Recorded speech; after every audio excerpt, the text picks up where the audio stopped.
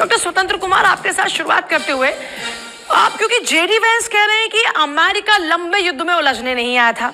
JD Vance ये भी कह रहे हैं कि हम पहले जो भी न्यूक्लियर पावर को लेकर जो भी इनकी तैयारियां उसको पहले खत्म करेंगे और फिर अमेरिका बाहर निकलेगा। ये अमेरिका बाहर निकलेगा का क्या मतलब है? एक्चुअली आप देखिए, इनकी जो स्ट्रेटजी है उसमें आपको बहुत सारे कॉन्ट्रडिक्शंस दिखेंगे। जो ऑब्जेक्टिव्स लेके अमेरिका मिडिल ईस्ट गया था, उन्होंने ये कहा था कि भाई हम ईरान का सारा न्यूक्लियर जितना भी आर्सेनल है या उनकी क्षमता है उसे जीरो करेंगे।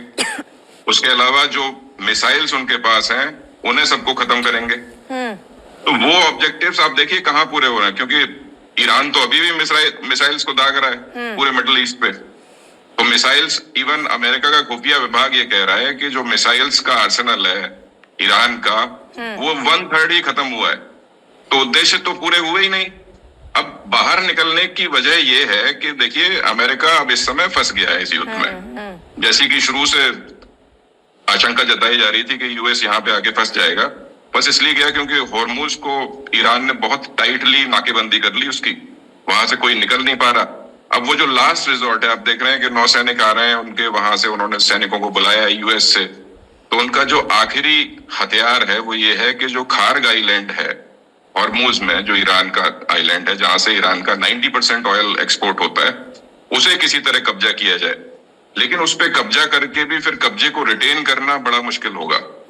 तो अमेरिका क्योंकि फंसा हुआ महसूस कर रहा है, इसलिए वो अब ये बात कहने लगे हैं। देखिए, उद्देश्य कोई पूरा नहीं हुआ, तो अब बचता क्या है रास्ता? बाहर निकल जाओ। ट्रम्प साहब को ये कहने में थोड़ा सा तकलीफ होगी क्योंकि वो बड़बोले बहुत हैं। तो उन्होंने जेडी वैंस को कहा कि भाई आप कह दीजिए बात। प्रोबेबली मुझे लगता है ऐसी स्थिति है। तो बहुत कुछ चुके हैं ना अब तक, जेडी वैंस भी बहुत कुछ कह चुके हैं, ट्रम्प भी बहुत कुछ कह चुके हैं। लोगों का विश्वास ही इन लोगों पर से खत्म हो चुका है। लोग भी कहते हैं कि बोल क्या रहे हैं पता नहीं, बोल कुछ रहे हैं कर कुछ रहे हैं। तो ये जो क्रेडिबिलिटी है बहुत ज्यादा गिर चुकी है।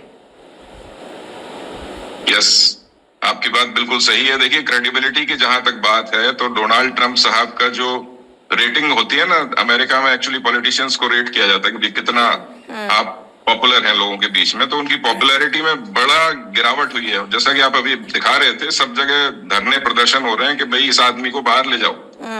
रीजन मैं आपको बताता हूँ। देखिए, बहुत सारी चीजें हैं इसमें। आप स्टीव विटकॉफ को जानते होंगे जी, कुशनर साहब को जानते हो कि जो ईरान गए थे मध्यस्थता करने के लिए। कुशनर साहब इनके दामाद हैं, विटकॉफ साहब इनके फ्रेंड हैं जो इनके साथ गोल्फ खेलते हैं। तो ये ओवरऑल ट्रम्प प्राइवेट लिमिटेड चल रहा है। इसीलिए वो कह रहे हैं किंग्स यहां से जाइए, राजाओं की जरूरत नहीं है हमें। They are behaving like Kings.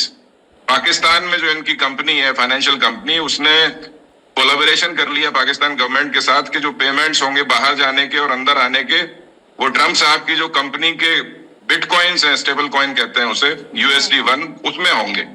तो जगह जगह जाकर ये अपने आर्थिक हितों को साध रहे हैं।